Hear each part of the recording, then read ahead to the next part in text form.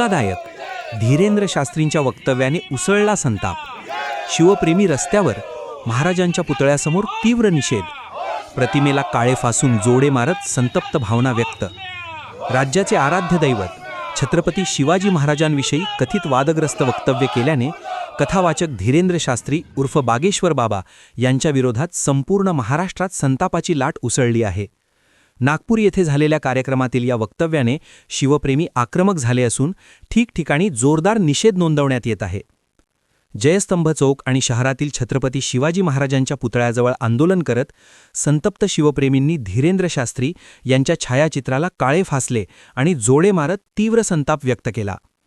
धीरेंद्र शास्त्री होश में आओ, छत्रपती शिवाजी महाराजांचा विजय असो अशा घोषणांनी परिसर दणाणून गेला.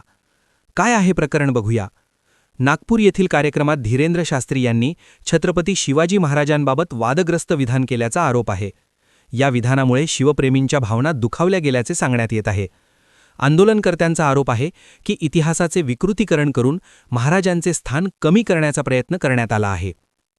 पोलिसांत तक्रारींचा पाऊस. या प्रकरणी गोंदिया शहरासह सालेकसा, आमगाव, डुग्गीपार, अर्जुनी मोरगाव, तिरोडा आदी पोलीस ठाण्यात तक्रारी दाखल करण्यात आल्या आहेत. संबंधितांवर तात्काळ गुन्हे दाखल करून कठोर कारवाई करावी अशी मागणी जोर धरत आहे.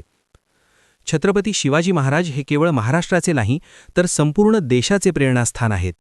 त्यांच्याबद्दल अपमानास्पद वक्तव्य खपवून घेतले जाणार नाही असा इशारा आंदोलनकर्त्यांनी दिला. विशेष करून काँग्रेस पक्ष आणि त्यात विविध संघटनांनी या आंदोलनात सहभाग घेतला.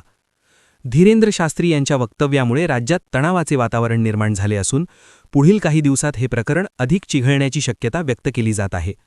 आता प्रशासन काय भूमिका घेणार? धीरेंद्र शास्त्री यांच्यावर कारवाई होणार का?